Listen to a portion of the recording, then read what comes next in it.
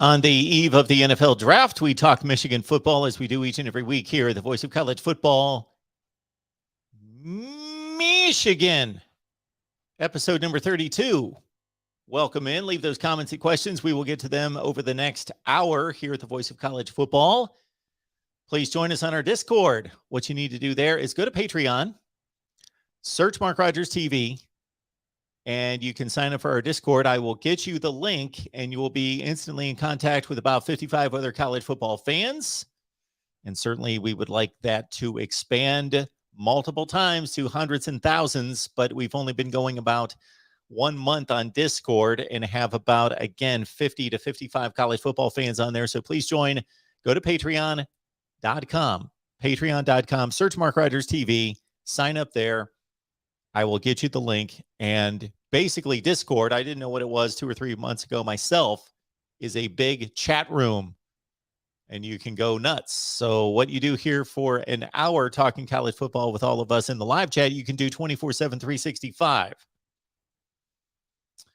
So again, the NFL draft is here and kicks off on Thursday, 8 p.m. Eastern time, Thursday, Friday, and into the long day on Saturday afternoon. And we will discuss Michigan's NFL draft prospects. And of course, this season, for the first time since we would have to go back, I would have to recollect. I used to have pretty exhaustive NFL draft knowledge, but it's certainly taken a hit in recent years to remember when was the last time Michigan had a player go this high in the draft.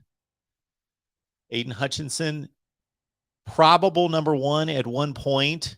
Now it looks as though he will go further down the board with Trayvon Walker. Maybe I mispronounced that. Trayvon Walker of Georgia, the defensive lineman, going first to Jacksonville. Desmond should be here momentarily. Good to see Eric on the line, an Oregon fan for our Michigan show. Eric, good to see you. And we've got some Oregon conversation coming up on Thursday with Eric Scopel from 247 Sports, Eric, so be looking out for that. We also have some news coming in the past 24 hours concerning a 2023 5-star. So this should really get Michigan fans hyped up. So a couple big possible commits, guys that have narrowed their list down and they still include Michigan. So one here in the last day involves, you got 3-star offensive lineman Olu Watosin Babalade out of DeMatha High School. Not the one I was going for there. It was the 5-star athlete out of California who's narrowed his choices down to USC and Michigan. This just came out in the last 24 to 48 hours. Nicholas Harbor, an athlete who is listed as 5-star, is down to USC and Michigan. All right. So we have possibly 10 Michigan players coming off the board. 12 are draft eligible. Eric took a shot at Braylon Edwards in 2005. Jake Long was the guy that came to mind for me in 2008 to Miami, which would have been a top 2 or 3 selection in the NFL draft. Was Jake Long number 1? I don't think he was number 1, but he was in the top 2 or 3. And then, yes, Braylon Edwards to the Browns.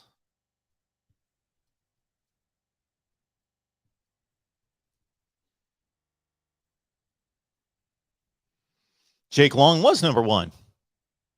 There you go. Thanks, Eric. I thought he was number 1. Then I thought, no. I knew he was in the top 3. And then we had Chris Long. Yes, that was the Jake Long, Chris Long draft into Matt Ryan, Darren McFadden, and others. Glenn Dorsey, Vernon Golston was the bust to the Jets from Ohio State. Yeah. Boy, that's been a long time ago now. Wow. Think of that. Braylon Edwards, I was going to guess number 4. Number 3, thank you, in 2005. Ed's thinking more Tom Harmon, 1925. Yeah. Michigan's had a dry spell in the NFL draft, pre-Harbaugh, in between Carr and Harbaugh, but they've picked it back up. So let's not pick on the maize and blue, especially not on our Michigan show. Especially not on our Michigan show. So we are posting segments from our guy Justin Rowe, Blue by 90 podcast, joined us this week to discuss the NFL draft. We ran down all the draft eligible players and where they could go. We could be looking at 3. What do you think? 3 in the first round for Michigan? That's hopeful. That's maybe a little too optimistic. Probably 3 in the first 2 rounds with David Ajabo and Daxton Hill going, in addition to Aidan Hutchinson. Aidan Hutchinson, to me, is the safest pick, but not the outstanding, over-the-top future Hall of Famer selection that you make at number 1 overall. My take on the Aidan Hutchinson situation. I'm sure NFL scouting departments, player personnel directors were poring over the Georgia game to figure out, is that an anomaly? What did Georgia do to neutralize and pretty much erase Aidan Hutchinson in that game? And should we be concerned about it?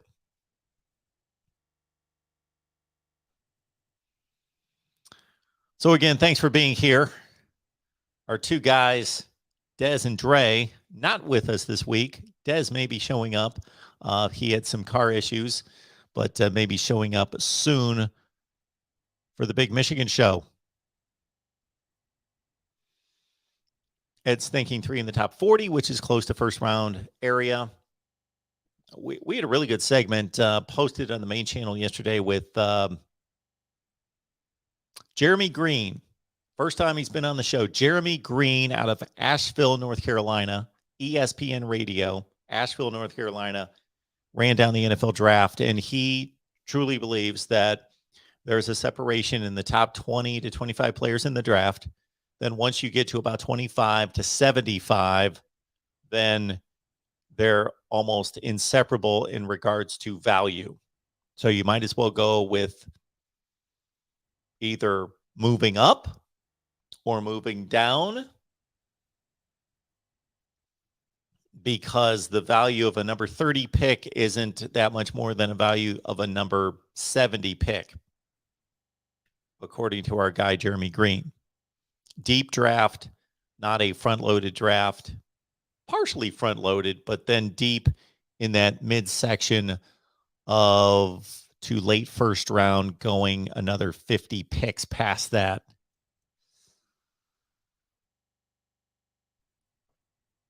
Eric, appreciate you being here, man. What do you think about the draft versus recruiting, Mark?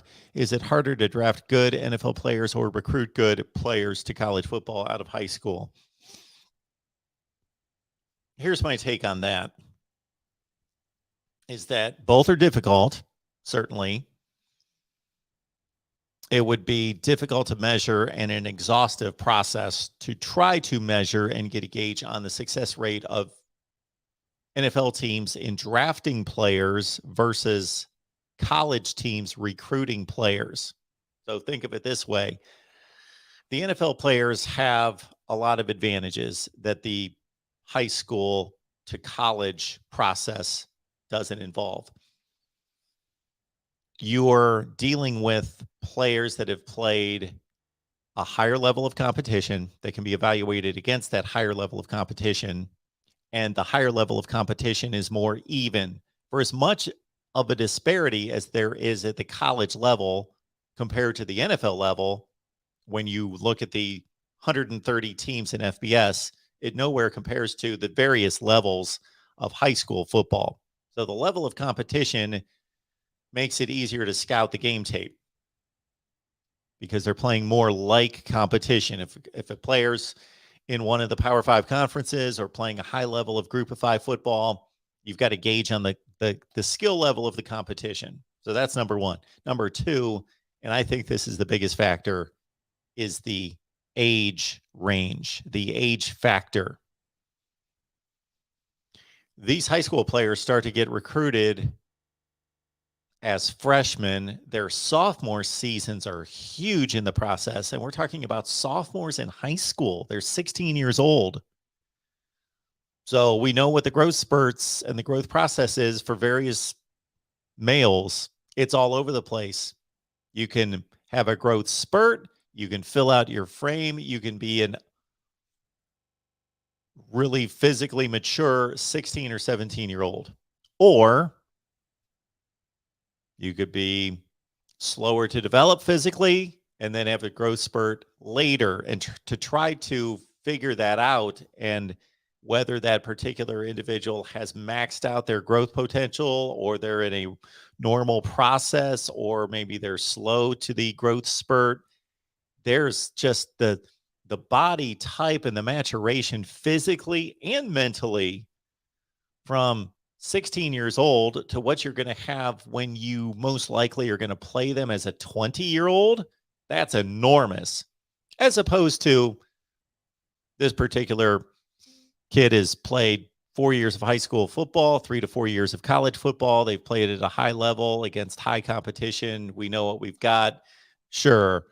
Do they continue to grow and get challenged with NFL strength and development programs, strength and conditioning? Absolutely, but not to the degree of that gap between a high school sophomore and a college sophomore. So I think that the scouting process at the college level, looking at high school players, is so much more difficult. And the talent pool is so much wider. There's such a broad net of high school players. You've got 130 FBS schools. They have rosters of 105. So that's a little over 13,000 players. 13,000 players in FBS competition. And those guys were probably drawn from how many kids are playing high school football versus the NFL's got it narrowed down to, okay, 75 to 80% of our players are going to come from the Power 5, 65 schools, 6,500 players, as opposed to hundreds and hundreds and hundreds of thousands playing high school football. So that's my thought. I think it has to do with the maturation process being so near the top of the pyramid versus all sorts of wild cards and variables dealing with 15, 16, 17-year-olds at the high school level. So we got Eric asking, is the draft fair if teams are literally throwing games for picks? Well, the draft isn't fair because it's weighted and the worst teams in the league are propped up. That's what makes the draft unfair. So when you say, is the draft unfair? That's the first thing that comes to mind for me. If the draft was fair, then it would be a random selection process. If the draft was completely fair, they would pick out of a hat for the first round. They would have some kind of randomizer determine who selects first, second, third, all the way through 32nd. And then based on those selections, the rest of the draft would be weighted. So if you get the first pick in the draft, you would get the last pick in the second round of the draft. And it would be come out fair, a fair number of selections and a fair order of selections for everybody, regardless of whether you're a 2-14 team or the Super Bowl champion. The NFL is built to promote parity. So they're trying to lift up the worst teams and suppress the best teams. Is that fair? Why is that fair? I don't think it's fair. I'm not bothered by it. It's fine. That's the way it's always been. It makes sense. People now have been so accustomed to it that they believe it makes sense. It actually doesn't make sense. It's unfair. Why should the Super Bowl champion be penalized? What did they do wrong that they should be penalized to draft last? They didn't do anything wrong. Why can't they draft first, possibly, or 10th or 12th? Makes no sense. But I understand from a business standpoint, they're trying to suppress the best teams, prop up the lesser teams. And that's the other reason why the scheduling is the way it is as well. The way they schedule is to give the better teams tougher schedules. That's not fair either. All right. Like the questions coming in. And again, we apologize for a different look at the show this week. Desmond probably will be joining us at some point, and Dre will not. Yes, Ed, you've got 85 scholarships and typically 105 on the roster. I believe that's still the limit. You don't have to carry 105, but you've got 85 scholarships, and the cap is at 105 players on the roster compared to 53. 53, and then with injured reserve and the taxi squad or whatever they call that now, they don't call it a taxi squad. That offended somebody at some point, so it is called something else, the reserve squad. There are probably 70 players on an NFL team. Pull up any NFL roster, look at the active roster, and then you will see a reserve squad, an injured list, and if you total all of it, you'll come up with 70 players. All right. Appreciate you being here. This is O.M. Patel. Patel. Michigan doesn't recruit the South like Ohio State. That's the reason why they don't produce first rounders. And I think that's a great distinction to make right there. 2 years ago, both Ohio State and Michigan had 10 selections in the NFL draft. Both had 10 selections in the NFL draft. However, the disparity came in that Michigan had all of its players backloaded to the bottom of the draft, 5th, 6th, 7th rounds. Ohio State had 3 in the first 20 picks. They had 2 of the first 3 picks. I'm thinking 2020 NFL draft 2 years ago. 2 of the first 3 picks for Ohio State, 3 of the top 20, and most in the second and third rounds after that. So 10 picks for the Buckeyes, all early, 10 picks for the Wolverines, all late. But this season, we're going to see Michigan kick in from a recruiting standpoint because they could have 3, as Ed mentioned, 3 of the top 40 picks. So are things changing? Now, it would be interesting to know, where are those 3 players from? You've got Aidan Hutchinson. He's a Michigan guy. Of course, his father, one of the great Wolverines of all time. So Aidan Hutchinson, his hometown is Plymouth, Michigan. So we knew that he was from Michigan. Then you've got David Ajabo. David Ajabo, I don't believe played much high school football.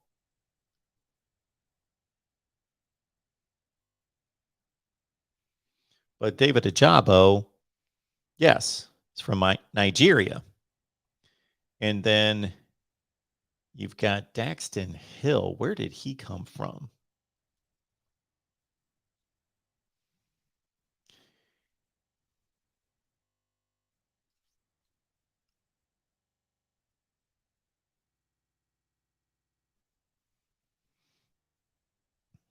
Daxton Hill is from Tulsa, Oklahoma.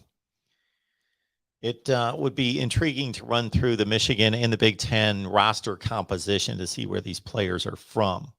It's my guess that they're mostly from the Midwest, but not concentrated in the Midwest. A lot of Florida, Georgia.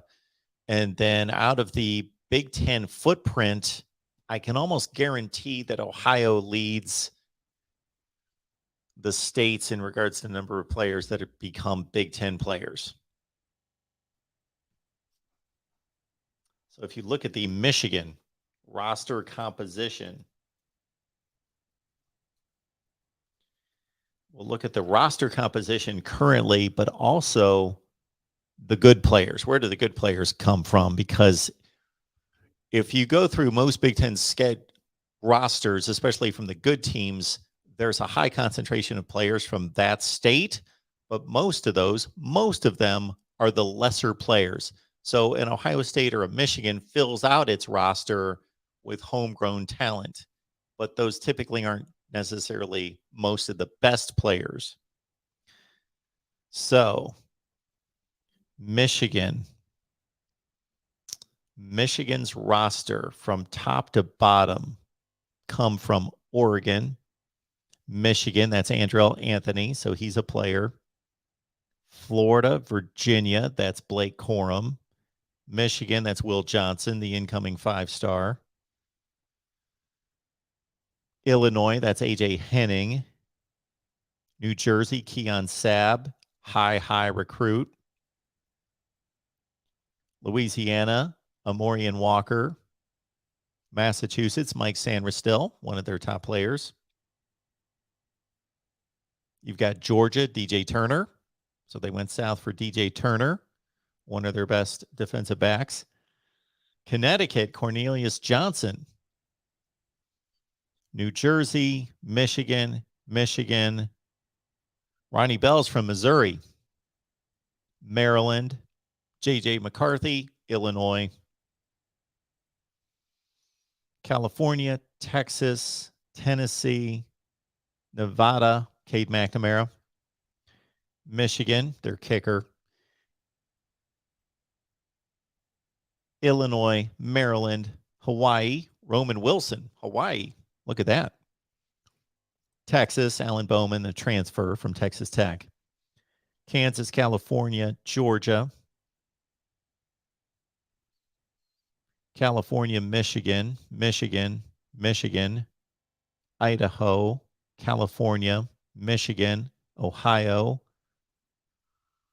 Massachusetts, Khalil Mullings, who showed up at the spring game, made some plays, and he's vying for time. Texas and Tavir Dunlap. Texas and Javon Green at cornerback. Best linebacker, Michael Barrett, Valdosta, Georgia.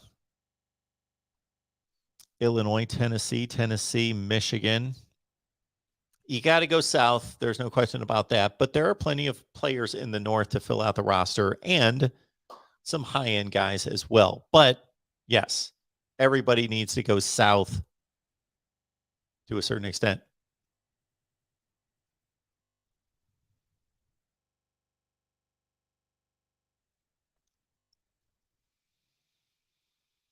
Appreciate it, Eric. Thank you so much for that. Unfortunately, our Michigan show, not what it typically is. No Dre, no Dez. Dez may be able to make it, so hang in there. We hope to get Dez. We are coming through a Tuesday and Wednesday of all sorts of team-specific live streams for you. Ohio State, Oklahoma. Bad word, I know. Ohio State and Oklahoma. Also, Miami's coming up tonight at 7 p.m. Eastern time.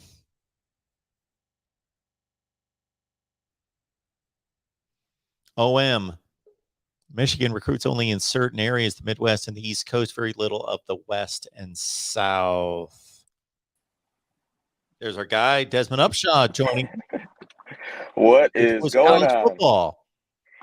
Yes. Good to see everybody. And sorry for the delays, the technical difficulties. Everything's good, but just rocking and rolling. So yeah, I was actually tuning in and listening and talking about the guys in Michigan that are going to be drafted soon, and part of me with Aidan Hutchinson potentially moving down on the draft board, part of me does think that it's a bit of the smokescreen that we typically get, when it comes to, especially so close to the draft, because I think it was Aidan for the last couple of weeks as the betting favorite to go number one, and then Trayvon Walker kind of came to me seemingly out of nowhere, because a lot of the early mock drafts I saw it was either Aidan Hutchinson or Kayvon Thibodeau, and essentially those guys being 1 and 2, then Kyle Hamilton,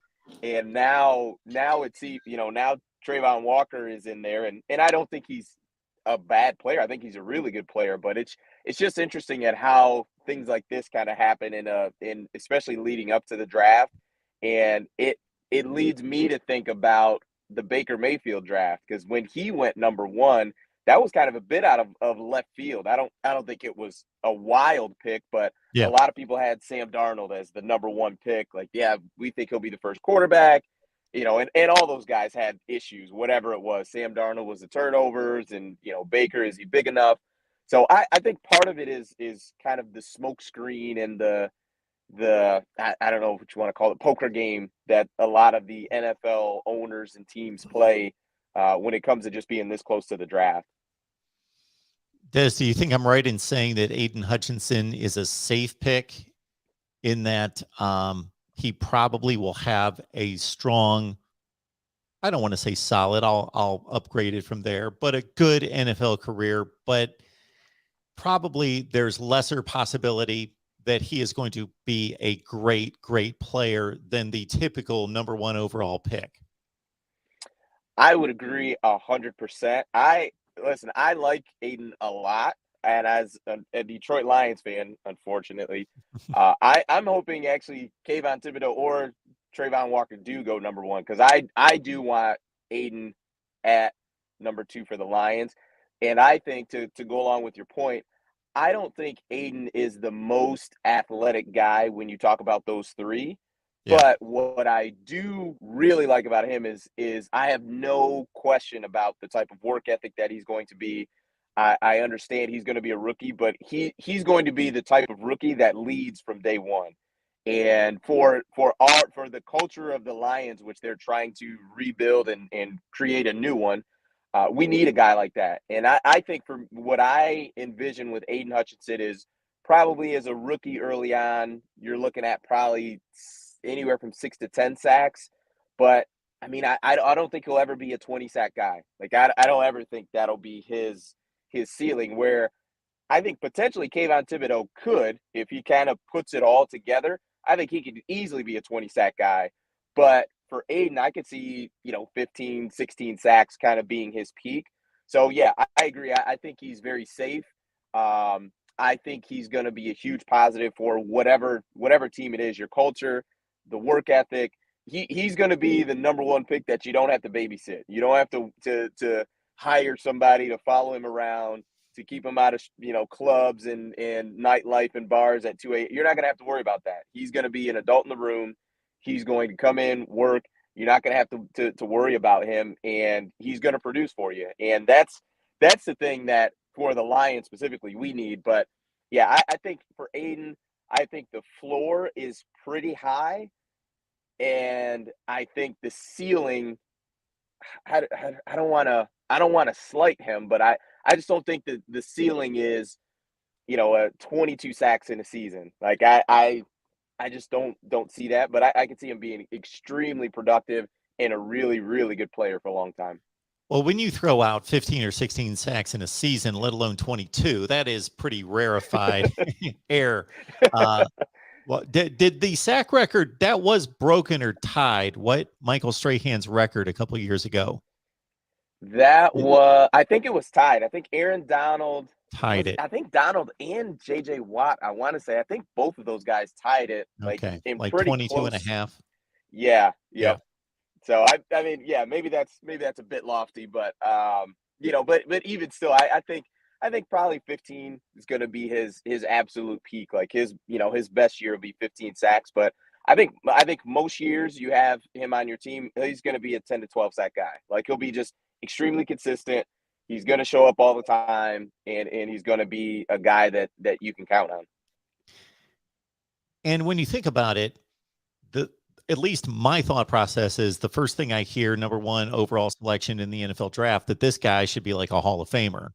And of course, there are going to be, I think, Hall of Famers selected in just about any NFL draft. I think if you go year by year, you're going to find a couple, anywhere from like 1 to 4, something like that. Okay. But you're going to find, if you look, you would just think that you would be able to pull up the top 10 selections in the NFL draft any year and be like, there's 3 or 4 great players and the rest of them are really good. But it's not that accurate, and it's not that foolproof. So for him to rack up. And when we throw out the sack total, it's just a way of gauging how good he's going to be. Obviously, he can be a really good player in other ways, but if he racks up 10 or 12 sacks for 8 to 10 years, that's probably better than most top 5 players produce. There are a lot of misses in the NFL draft, even at the top of the first round. Yeah, and I think of a guy who plays the same position in Jadeveon Clowney. I mean, teams are still waiting on him to realize his potential. I mean, to this season, he still hasn't had a double-digit sack season. And, you know, it's not to say he's an awful player, but like you said, when you're at the top of the draft, let alone the number one guy, you know, his testing was just out of this world. He was, I think he might have been 250, 260, ran like a 4.5. I mean, he was just a physical freak, and you know, he had some injuries. I think he had a knee, and it just was he's never realized that potential. And then, kind of on the flip side, you look at a guy like Myles Garrett, who I think he had a 18 or 20 sack season. I mean, he just, you know, just producing off the charts. So it is very, it's tough to call, but one thing that seems to be kind of the common theme is just the longevity. Is if you can play for 8, 9, 10 years. A guy I think about in quarterbacks probably are almost separate than any other position, but I think about is Eli Manning. You know, he had 2 Super Bowl runs, and he played well in those runs and in the Super Bowls. But I think outside of those 2 seasons, I think the Giants made the playoffs, like, I don't know, one other time. Like, he had playoff wins in one other season. Yeah. So he had those 2 runs and, you know, essentially nothing else. And I feel pretty confident in saying Eli Manning is going into the NFL Hall of Fame. I mean, we'll see. But I think a lot of it is just the longevity. Like, he played for so long. You know, when you get 2 Super Bowl rings, it's a hard case. I don't think he's one of the greatest quarterbacks ever, but it's a hard case to combat when you look at that. Yeah, that's why he's going to go to the Hall of Fame. It's 2 things. It's longevity, so he's just got yardage numbers and TD numbers that are like top 10 or 15, and I'm guessing, I haven't looked at him, but I think he's in the top 10 to 15 all time in yards and touchdown passes.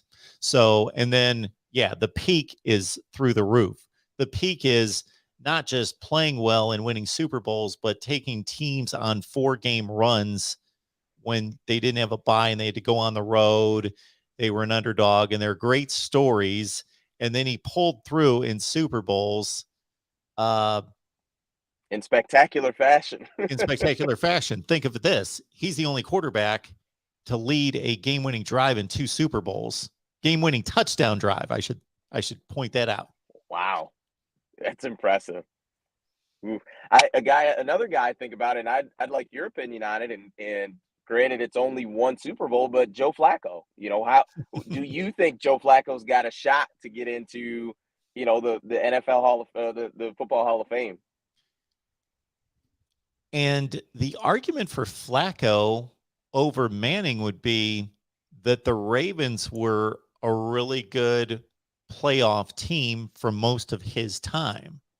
So they were, like you say, the Manning run, he is, if you want a poster child for the average NFL quarterback, aside from those 2 Super Bowl runs, it's Eli Manning.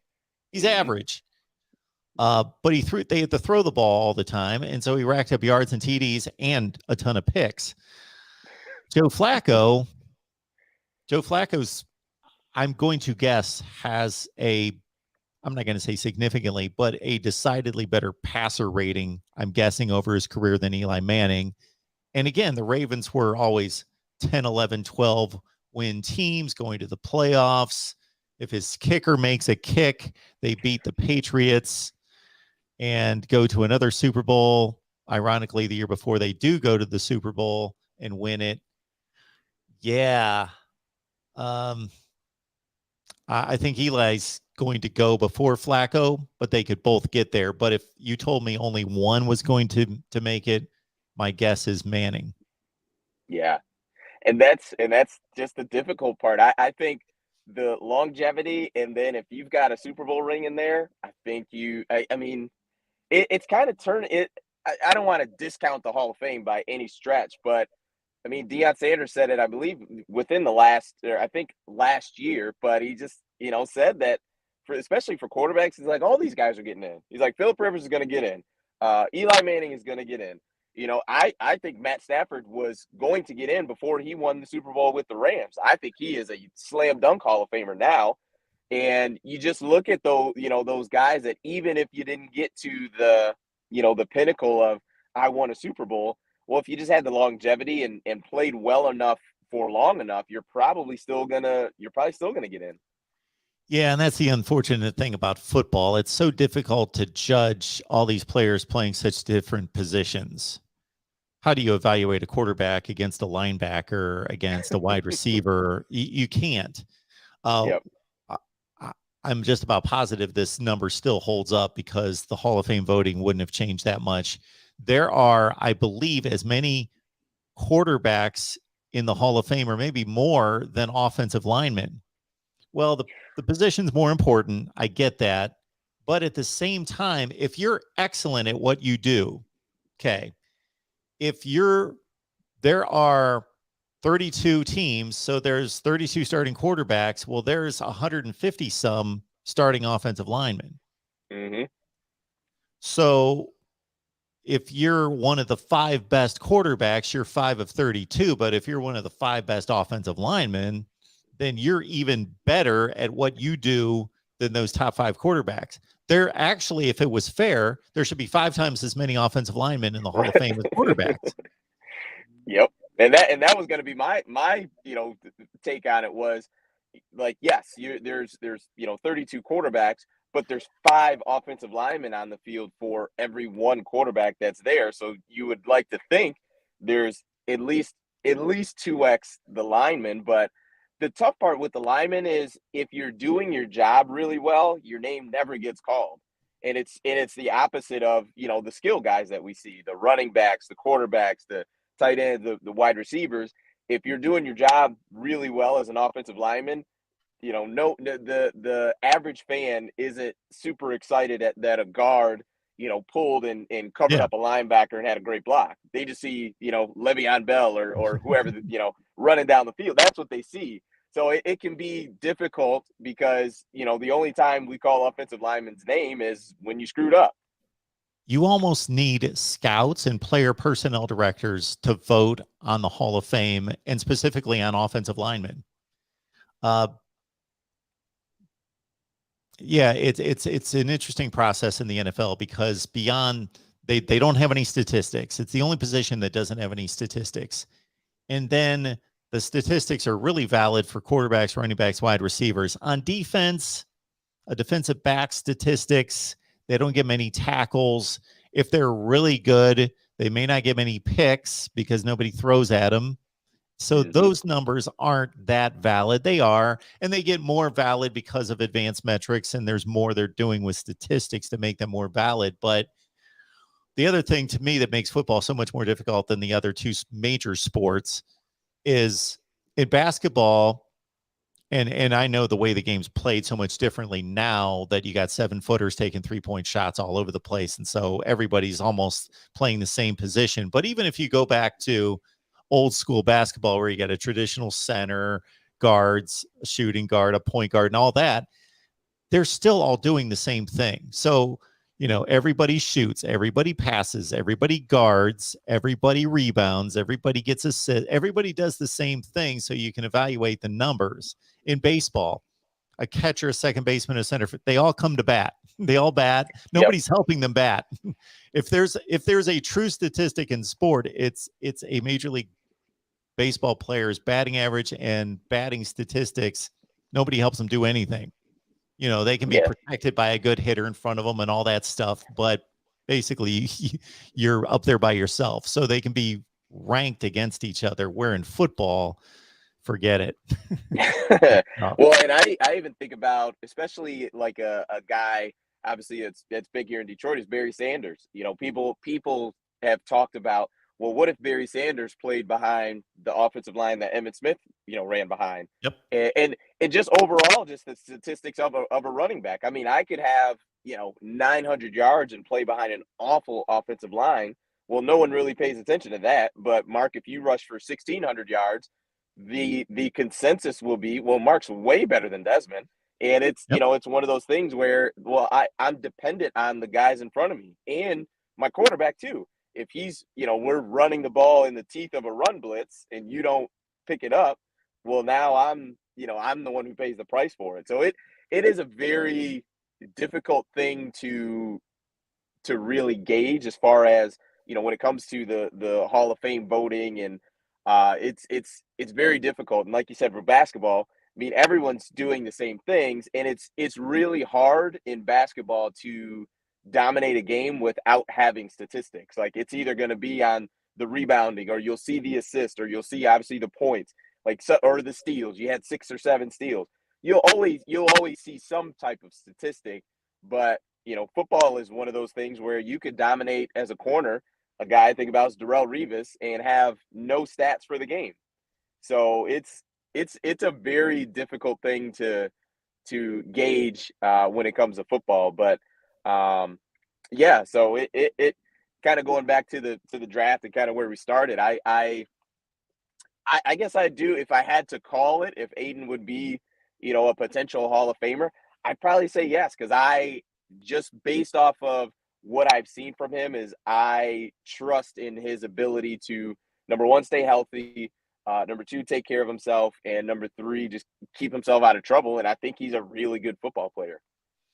Because the other thing that helps in Hall of Fame voting, especially if you don't play quarterback, running back, or wide receiver, is playing for really good teams.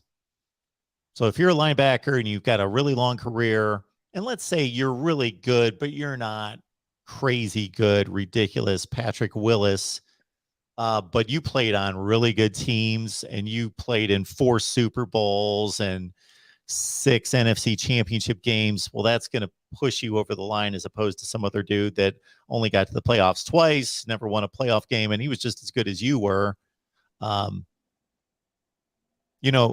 The guy that comes to mind, and I know we're going all over the place, Michigan fans, sorry, but if you've got Michigan questions, put them in the live chat. I ran down a couple commits and a couple guys that have narrowed down to Michigan selections, so we covered that. But if you've got questions or comments concerning Michigan football, leave them in there and we'll get to them. Otherwise, we're just going all over the place today. That try to think of somebody who fills this same box as Joe Thomas. So Joe Thomas plays a position where you have no statistics, and he played for a horrible team his entire career. Still, he is considered one of the great offensive tackles of all time, and I think he's already been a first ballot Hall of Famer, correct? Or he's about to be. I think he's did he already go into the Hall of Fame, or he'll be a first ballot Hall of Fame? Oh yeah, he'll be a first ballot guy. Oh man, that's an interesting. So whoever, it was determined by basically people that scout and opponents that this guy is this good, even though he never plays in a meaningful game and compiles no statistics. He's that good that he's going to be a first ballot Hall of Famer, and he played on teams that are winning 4 and 5 games every year. And he's got no stats. Jeez, I don't know. Is there one? I mean, I feel like it's got to be an O lineman. I would say, gosh, so my guess would be, was it Tony Baselli, the tackle for the Bengals? For the Tony Baselli with the Jags. Okay. Then did he go to the Bengals? He started with the Jags. Did he go? Okay. I can't remember if it was him, but I remember a huge offensive tackle. But even then, I think the Bengals were good at that point with Boomer Esiason. I think they had a couple playoff. Oh no! You're going Anthony Munoz. You're going Anthony Munoz. Anthony Munoz, despite the Bengals not being that good most of his career, he still played in 2 Super Bowls. Okay.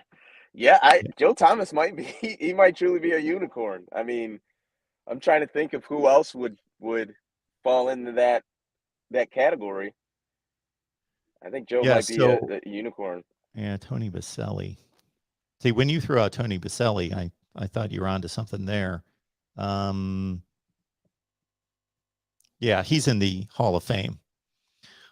He was the first player ever drafted in the expansion draft in '95 by the Jags, but they went to the AFC Championship game his second year. Okay. Yes. I don't know. I would say Joe Thomas is probably in that regard a unicorn. I can't think of Yeah, another guy. I think he is. I've always had that in my head. This guy, I can't think of another player who fits this description. Yeah, the no stats thing, that's what makes it very tough. Yeah, it's basically offensive That lineman. yeah. And usually That's those tough. offensive linemen stand out because they played on winning teams and they get recognized and all of that. Yeah, for sure. What do you think and it's hard to guess, but I guess we can guess. What do you think the ceiling is of where Daxton Hill gets drafted? Yeah, I don't follow the draft process leading into the draft, so I don't know. I've only heard how he's evaluated and teams like his versatility, but in terms of knowing teams' needs, I don't know where that is. Isn't he like a top 35 to 40 guy, something in that range? Yeah, and everything I've been seeing, he's mocked around. I've seen probably as high as 28, 27, and probably I think the lowest I've seen is maybe 35, something like that. So I think it's probably within that range is probably where he goes. I think to me personally, like I think Daxton Hill has all the athleticism to play just about any position in the secondary that you need. I think the biggest hole in his game is just that he just did not produce a lot of takeaways. He didn't get a lot of fumbles and interceptions, and especially in the position that he played for Michigan with being, the free safety, kind of the middle of the field guy. Ideally, you'd like to see a couple more, interceptions here and there. He just didn't. He just didn't have a lot of those. I think that probably would have helped his cause when it comes to the NFL draft. Because I was gonna say, I think he maybe had He might have had probably 5 or 6, I would imagine, in his career. I don't think he took the ball away a lot. 4, yeah. 4. He 4 didn't have a lot. in 32 games played. So not terrible, but like I said, you'd like to have some more. I mean, that's what, four seasons? Yeah, 2. 0 forced fumbles. Yeah. And Like to see him 3 take that fumble ball recoveries. away. Yeah. Yeah. I think that would have helped him as far as in the draft process, because at the end of the day, it's on one side, it's doing whatever you can to win games for your team. But then when you look at the NFL side of it, it's trying to put on the showcase and show your value and the things that you can do. And I do think he's shown value as far as, like I said, a defender and things like that. But I think that is a highly coveted trait, a guy who can take the football away. Yeah. Absolutely. You look at guys, first guy that came to mind there, Roy Williams comes to mind with the Cowboys, a lot of takeaways in his career. Troy Polamalu, tons of takeaways in his career. Ed Reed, tons of takeaways. Now, again, we're going to the very elite in the last 20 years or so, but those are the guys. Yeah. Yep. Yeah. So, and it also too, I know coming up, kind of switching gears, but I think May 1st is the deadline for players to get in the transfer portal, I believe, in order to have immediate eligibility. So Yes. you're starting to see a little bit of that, like more guys kind of popping up. I think Ohio State had a safety, I think Hooker, I think is his last name. I think one of the younger Marcus Hooker, brother of Malik. Yep, he's in the portal. Baylor had a quarterback who was vying for the starting quarterback, I think Bannon or Bohannon. Jerry I think is his name. Bohannon. Yep. Yep. So So it'll be interesting. Like, we talked about, I think last week or the week before on the stream of that next wave, and is this going to be something that Michigan kind of gets into? But coaches kind of making that decision and making that call, giving, I specifically with Bohannon, giving him that opportunity to go and find a better place. I mean, this was the exact timing of Joe Burrow's transfer, was kind of that May transfer in the summer type of time frame. So I think it's important, and I think for Michigan, if can you find a defensive end or a wide receiver who can really change the game.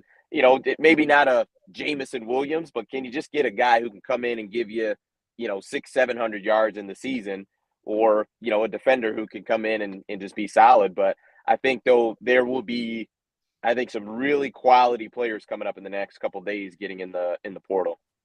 We had this conversation on our Ohio State show today, and I would think the same thing would hold true for Michigan.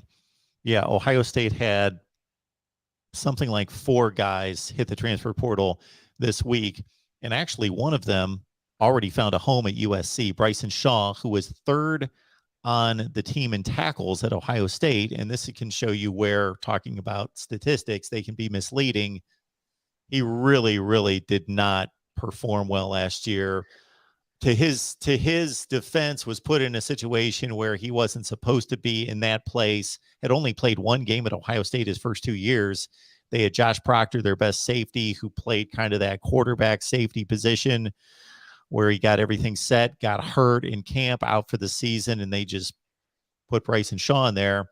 The stats looked good, but to watch him play, just overmatched, not ready, not prepared, and they get everybody healthy this year, and suddenly he goes from 3rd on the team in tackles to, you're buried on the depth chart. You're not going to see the field. So boom, transfer portal. He's at USC. I have my USC guy on the other day, and he's like, Bryson Shaw, one of the top tacklers at Ohio State. And I went, whoa, hang on just a second. Your USC people better know what they're getting here. I don't want to discredit the guy. He was on the field. He made the tackles, but you're not getting like an all Pac-12 performer here. This is not what you're getting. So be aware of that. It can be deceiving. To go along with the Ohio State analogy, yeah, about 4 guys hit the portal. And I said to our Ohio State guys, I said, I got to think that they just rid themselves, I should say it in a nicer way, of 4 players who just aren't going to get time. You got to think that anything they gain in the transfer portal isn't going to be, unwanted players just to fill out a roster. They're going to get targeted players to fill. Okay, we need more depth on the offensive line. We need another, safety that can cover, that they're going to be going for specific needs. So I got to think that they're getting value in return, and Michigan's going to be in the same boat. They don't need players just to fill out a roster. What they gain in the transfer portal, I would think, is going to be of value. Yeah. Well, and I think with Ohio State and Michigan as well, that they can be selective. I mean, they're, like you mentioned, they don't need to fill out a roster. They can handpick a guy. I mean, you've got the ability to pick and choose who you do and don't want to answer the phone to, essentially. I mean, I saw on a different podcast, the topic of Nick Saban and the tampering and things like that. And the guy was saying, and I can't remember, have you had Josh Pate on before? I can't remember. We've had him on 3 or 4 times. Yep. Yeah. But he had mentioned that he had, he's pretty dialed in, but he had heard that, some of the guys, specifically the Louisville receiver, they were saying some of these guys are calling Alabama, and getting in the transfer portal, calling them versus, a back and forth type of thing. And obviously Alabama can be selective. I would say the same about Georgia, Ohio State, even Michigan, same thing. But same thing. I think Michigan's got the ability to be selective in who they essentially answer the phone to or who they make a call to. So if it's a guy who doesn't, match exactly what you want to do, then you've got your pick of the litter. Got a comment coming in from Rob J. And then I'm going to make one of the most obvious statements in the world, but I'm going to make it anyway. So he says wide receiver looks nice, but can Cade get it to them deep without missing them? So I'm on Twitter a couple hours ago, and I see somebody cut up JJ McCarthy clips, and specifically the top end of the reel was against Georgia even. Mm-hmm. And I thought, I watched this, and again, this shouldn't be a surprise to anybody, and it's pretty obvious, but I thought, I don't think Cade McNamara can make any of these plays that he made against Georgia. He threw a ball down the right sideline that I believe, and I was looking at the score was at the bottom of the screen. This is when they're getting murdered. And he hits for a deep pass down the right sideline. Then I thought they were like inside the 10 and they had to go for it on fourth down. They didn't score. But anyway, he hits that. I think McNamara can make that pass, but McCarthy makes it with a flick of her wrist. McNamara's stepping into it. He's letting her fly.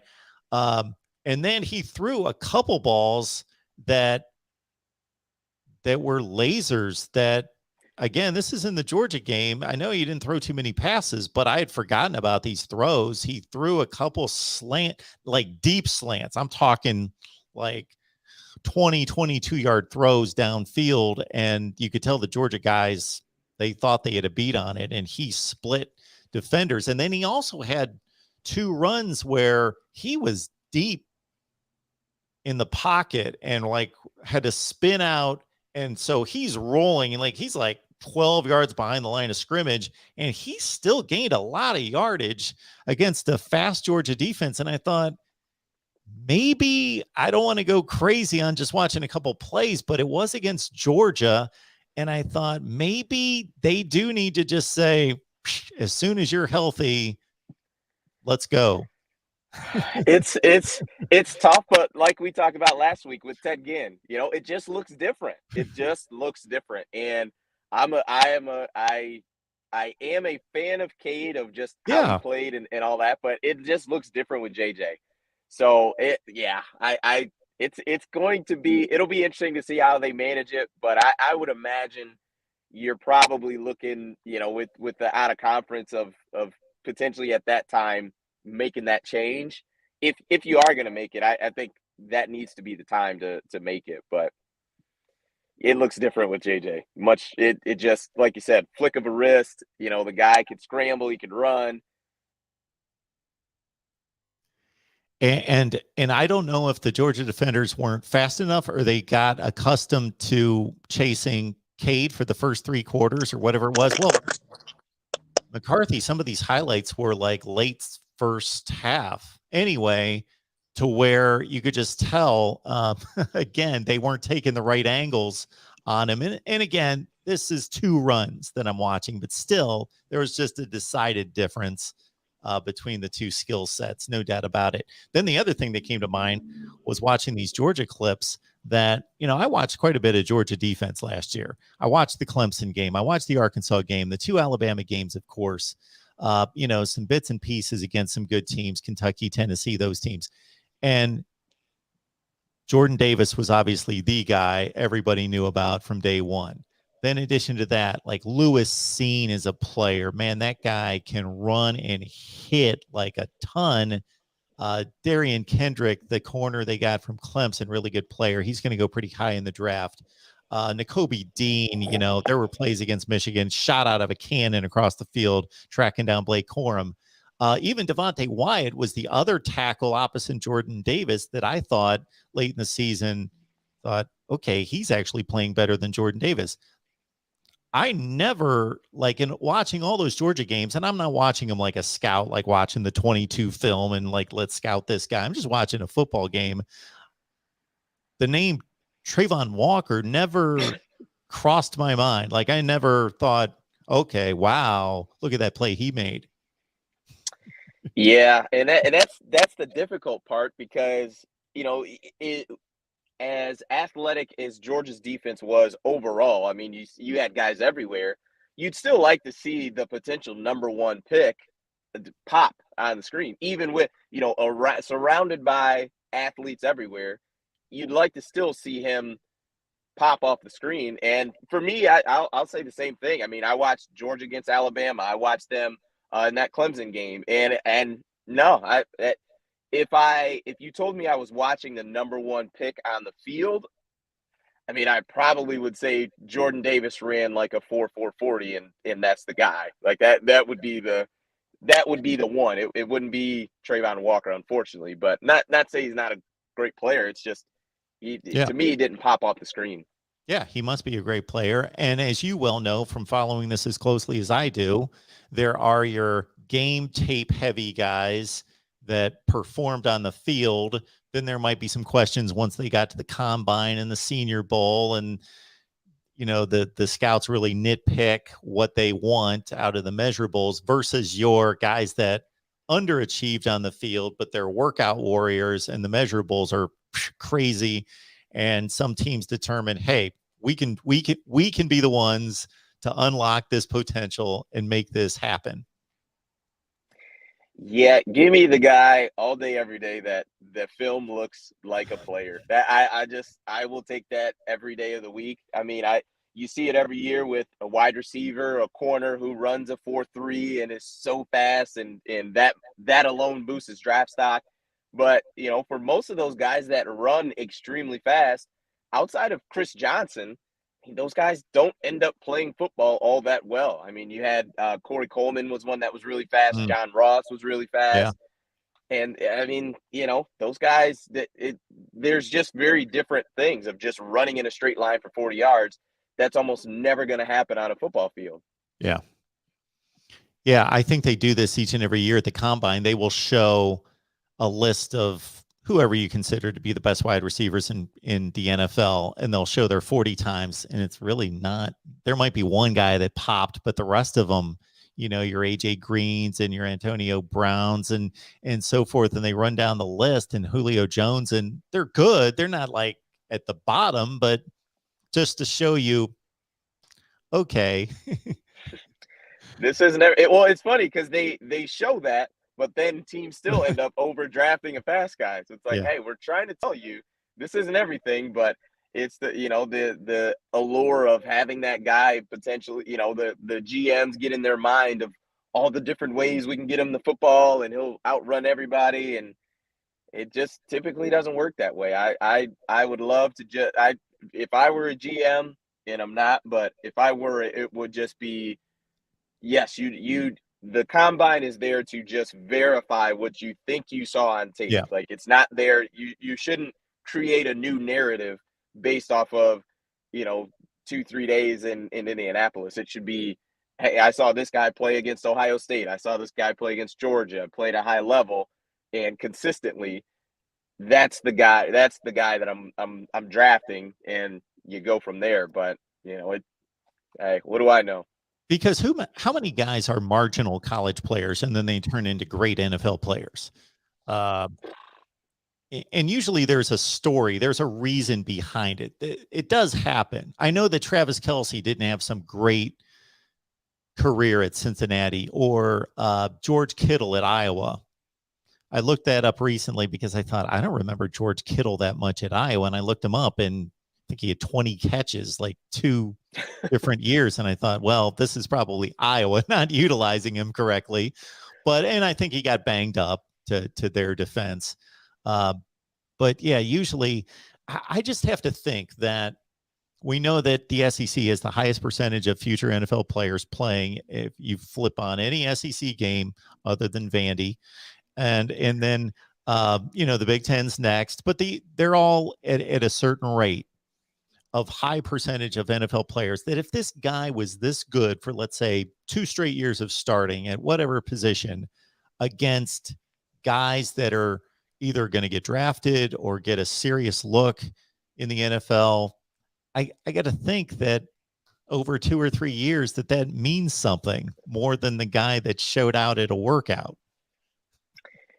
You would like to think that, but we see it all the time where, guys are drafted, and it's a wild thing. And a guy that kind of comes to mind for me is Odell Beckham Jr. And he's one that, with being an Alabama fan, I obviously watched him all the time against, well, not all the time, at least once a year in that game. And he was always a really solid player. But when he was drafted, I think it was 11 that year in the draft, 11 or 13. I thought it was a reach. I'm like, man, I guess I didn't see that. But when he got to the NFL, he was a guy that was Sure. just on fire.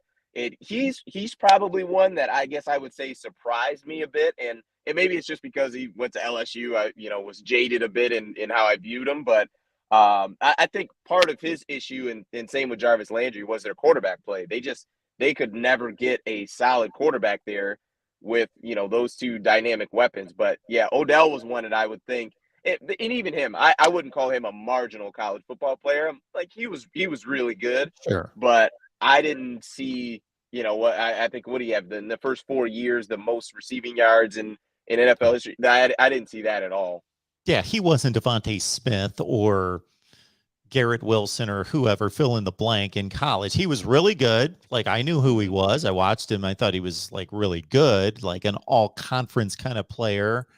But yeah, I didn't anticipate like doing backflips one-handed and all that. I didn't see those catches in college. Maybe they existed. Maybe he did them against the Citadel or something. I don't know, but I don't remember him doing that.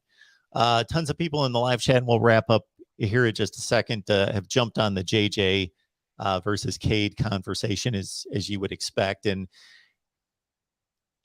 it's easy for me to sit where I'm sitting saying, yeah, play JJ. He's more dynamic. There's more upside and ceiling. But I realize that's a delicate situation that would have to be handled in just a delicate way, because you got a guy that won the Big Ten championship and did everything was asked of him. And, does he get benched for, like, if they start the season, they're going to win the games. They're not going to be losing for a while. And if he's doing his, I just threw for $180 and a touchdown and 15 to 22, that's what I was asked to do. If that's going to get him benched, and he probably shouldn't on one hand, but if you want to pull the Dabo and go for the gusto and win the national championship, or, max your, I don't think that they can win a national title, but max out their potential, then we know who the guy is. Yeah, it's like you said, it's delicate. I'm not quite sure how you do it. Is it a rip the Band-Aid off and maybe I don't know, but I know Harbaugh's track record, and the starting quarterback is going to be Cade for at least week 1. I feel very confident in that, of just how Jim Harbaugh has just always operated. And maybe you split time. I think probably the easiest way, or maybe just a way to do it, would be maybe 2 series for Cade to start, even week 1, 2 series for Cade, 2 series for JJ, 2 for Cade, 2 for JJ. And there's always going to be people who don't like that approach, but if it's going to be 2 quarterbacks, I guess that's a way you could approach it. But I'm sure we'll be on, the stream, and some people won't like it, and I may be one of them. We'll see. Who knows? But that's a way you could do it, and then you could potentially say, well, JJ was more effective in his drives, and so on and so forth. And it's a difficult situation. I don't think there's a perfect way to handle it, but no. I think the better quarterback is JJ, but not being healthy in the spring is going to be a huge Achilles heel for him in his potential of being the starting quarterback. Blank name, I threw out $180 and a touchdown, but those were kind of arbitrary stats. But at the same time, that's if you look at the bulk of the season, that's pretty representative of what we're looking at. He threw 15 touchdowns in 14 games. So there you go. And I'm pretty sure, didn't he have a multi-touchdown game against Michigan State? Yeah, somebody noted in here he was great against Michigan State, and that was the one game that I thought, okay, yeah, man, I've never seen him play this well. He threw in a lot of tight windows, and he was on fire that game. Yep. So absolutely. And that was, well, oh man, it's difficult, but this is why Jim Harbaugh gets paid the big bucks, is to make these types of decisions and do what's best for the team. And I think the only saving grace is that essentially sports is not fair. It's just not. The best guys play. Whether you're, if you're in high school and you're a senior and there's a young stud sophomore that lit it up last year, and hey, sorry, and appreciate what you've done and still want you to be part of what we're doing, but that's how sports is. The best guys play, and that I would imagine some form of that will be happening with JJ over Cade, but we also kind of assumed that a little bit last year, and that didn't happen. So we'll see. And for as cruel in a way as that is, that's a meritocracy, and that's what we should be striving for, that regardless of any other factor involved, that as long as the coaches, their eyes are accurate and their evaluation skills are on par and what they should be, then that they're playing the best people, and there's nothing else that goes into the evaluation. Yep, absolutely. So we got Desmond here. We typically have Dre. We appreciate their contributions here at the Voice of College Football. Michigan, is there anything else you got for us, Des, as we sign off here?